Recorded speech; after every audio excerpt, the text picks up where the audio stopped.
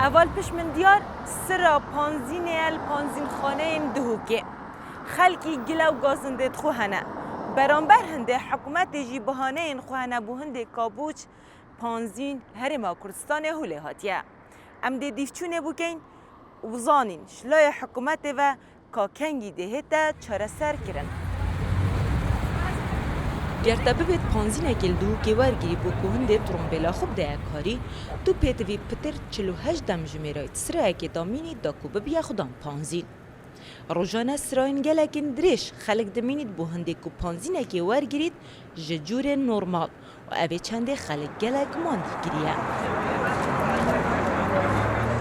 تقریبا اوه ساعت 3 شبه ورم ویری وصل هنده 2 3 و يعني خمرو في بينا حسن كود تشليت هيا نينا بتقدان صورتنا نوفرو مثلنا الفورو يعني توزين خالك ما شربوا جدل شربوا يعني هارو ورسرو واخير افطارو نجهيت وعمري تابشيت يعني هر ساعات هر دقيقه بمرو في جلقت حياته ده بس وصا بيتي ندار هاش كم ند الدنيا ده يعني ما هست بچنينه کشو سرکی او نیارک خستیه تویبش رخی چه وظیفه او اداره ویره نیارک خستیه دیکت میگه بری نکاش شخصا گوته ویره ام همین سره بون همین پیچ وقت ماهات اما بک تو ویره بیداقه بو تو ویره جماعت نیلو داگیریدن بیتاقا خلط توزیعت کن بیتاقا لازمه باشه گوته اول بیتاقا ما شمیجا کوف که دونه اول کوفک بره عالم اول بره ها رخی دی شرعی ایدی هر ساعت هفت شوی 8 شوی بجا خلکی هرن 15 نموه ما کوف که دونه فلانجی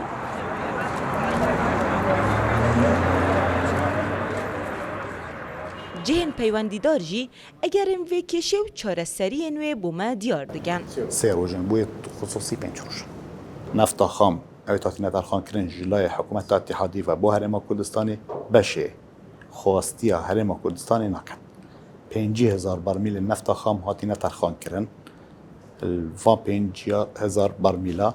چندکین پانزین کو جه تصفیت بن نزدیک 1,750,000 تا 1,800,000 لتر هل دمکی کو ترومبیلن هرمی تومان کری 1,950,000 تیت برای چندین جران ما داخست حکومت اتحادی کریه که اف چندک آترخان کری زیده تله بتن سر اساس سر پیوره یان جمارن ترومبیلت هرما کردستانی به تجمارتن یان دیف احصا 2024 یاد کردن که 14 صده یان جی احصا که موازنات 2023 سرهات که مصادق کردن که 12.67 چش و پیوره به تحل بجارتن چندکین خامه ده 2 برابرونیف زیده بن زیده باری به چنده ریک بازرگان آتیه دانان و همه آسانکاری بهاتی نترخان کرن دا چندکین پانزین اجدر وی ولاتی بین نهرما لپارزگاه دهوگه 375,000 ترومبیل تومار گرینو حکومت عراقی روزانه 50,000 لتران بو هر 4 پارزگاه هرما کردستان دابین دکد که بش دهوگه روزانه بتنه دگهی تا 10,000 ترومبیلان اوه جیوه کریه که نگه گلک جوالاتیان رژین احمد دنگ امریکا دهوگ